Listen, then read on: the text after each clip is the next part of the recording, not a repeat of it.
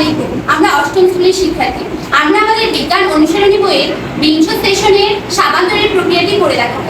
এই প্রক্রিয়াটি করার জন্য আমাদের উপাদানগুলি হচ্ছে তেল, লবণ, গ্লিসারিন, সোডিয়াম হাইড্রোক্সাইড, পানি, বিকার, সাবান তৈরির ছাঁচ, হাঁড়ি এবং সাবানের জন্য সুগন্ধির জন্য ব্যবহৃত ফুল।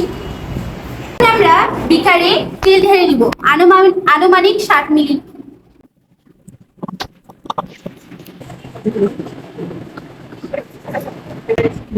এই যে আমরা ঢেলে নিলাম। এখন আমরা আরেকটি বিকারে ক্ষারের সলিউশনটি বানিয়ে নিব। এর জন্য আমাদের প্রথমে দরকার হবে সোডিয়াম হাইড্রোক্সাইড।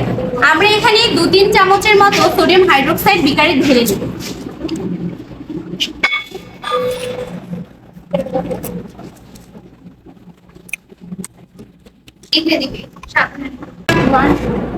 এখন আমি এই সোডিয়াম হাইড্রোক্সাইডের মধ্যে 50 মিলি পানি ঢেলে দিব।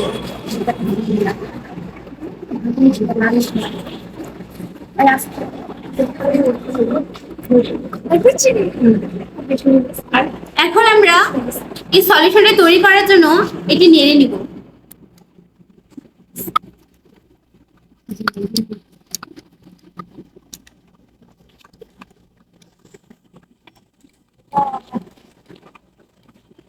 এখন আমরা এই সলিউশনটি আধা ঘন্টা ঠান্ডা করার জন্য রেখে দিব।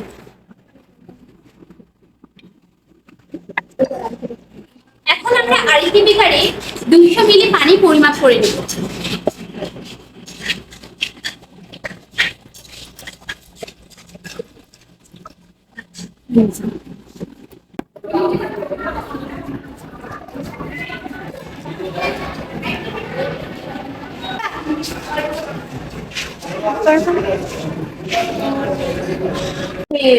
গোলাপের পাপড়িগুলো তুলে নিয়েছি এবং এখানে পরিমাণ মতো পানি দেব।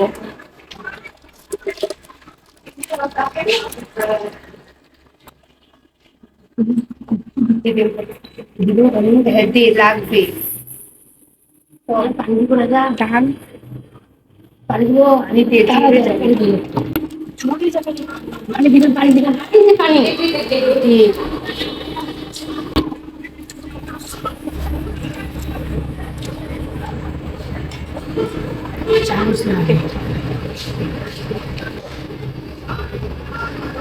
তার চলে আসছে এবং এটি আমরা ব্যবহার করেছি সুগন্ধির জন্য। আর এর মধ্যে 20 গ্রাম আনুমানিক 4 চা চামচ লবণ ঢেলে দিন।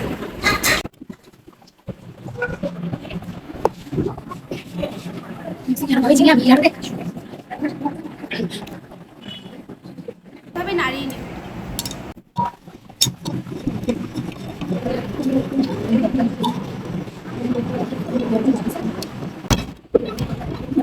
এখন আমাদের নেওয়া এই তেলটির মধ্যে 1 চা চামচ পরিমাণ গ্লিসারিন ঢেলে দিব।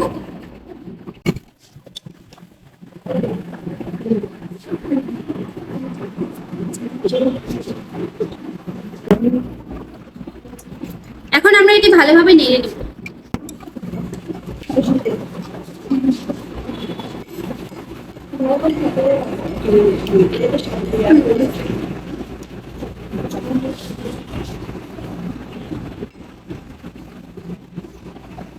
আমরা সাবান বানানোর প্রক্রিয়াটি সম্পূর্ণ করার জন্য রান্নাঘরে চলে গেছি। এখন আমরা এই ইন্ডাকশন কুকারের উপর একটি পাতিল বসিয়ে দিই।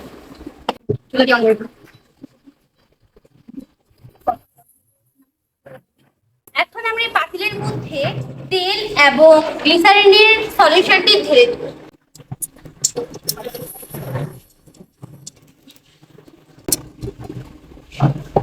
এখন আমরা এটা ভালোভাবে নাড়তে থাকবো। এখন এই তেলটি হালকা গরম হলে আমরা এর মধ্যে ক্ষারের সলিউশনটি ঢেলে দেব।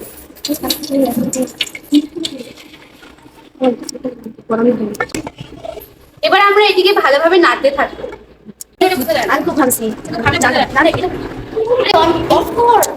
এখন আমরা এই মিশ্রণটিকে 10 থেকে 15 মিনিট ভালোভাবে জ্বালিয়ে নিব।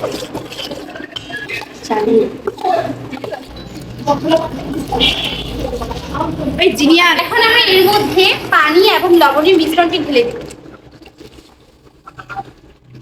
এখন আমরা এটিকে ভালোভাবে নাড়তে থাকবো।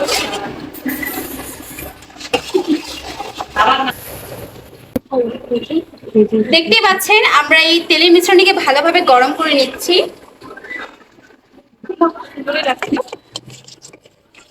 দেখতে পাচ্ছেন কিভাবে সুন্দরভাবে ফোম উঠে আসছে।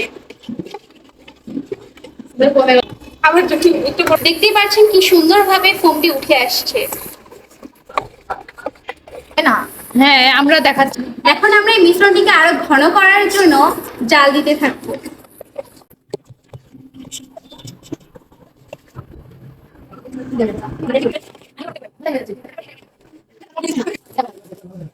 মানে দেখতেই পাচ্ছেন এখানে সাবানের ফোমটি তৈরি হয়ে গেছে। এখন আমরা পাতিলটি ইন্ডাকশন কুকার থেকে নামিয়ে দিব। উপরে ফের কি এখন আমরা এই ফোমটি ছাঁচটির মধ্যে ঢেলে নিব।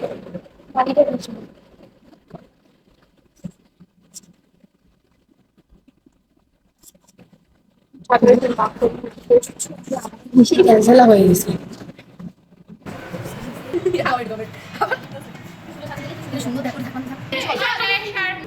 আমাদের এই ছাঁচটি ছোট হয়ে যাচ্ছিল বলে আমরা একটি বড় ছাঁচ নিয়েছি সাবান তৈরির জন্য। আমরা এই সাবানগুলো বিভিন্ন ছাঁচে রেখে দিয়েছি যাতে এগুলো বিভিন্ন আকারের হতে পারে। এখন আমরা এই সাবানগুলোকে একদিনের জন্য রেখে দিব যাতে এগুলো পরিপূর্ণ সাবানে পরিণত হয়। দেখতেই পাচ্ছেন একদিন রাখার পরে সাবানটি কিভাবে পরিপূর্ণরূপে পরিণত হয়েছে। এখন আমরা দেখব এটি কি ভালোভাবে সাবানের মতো ব্যবহৃত হচ্ছে নাকি হচ্ছে না। আমরা দেখব এটি কি ফেনা হচ্ছে নাকি হচ্ছে না।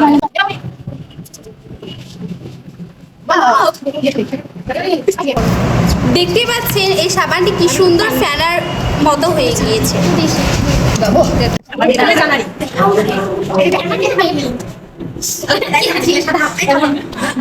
বেশি বেশি করে নিন।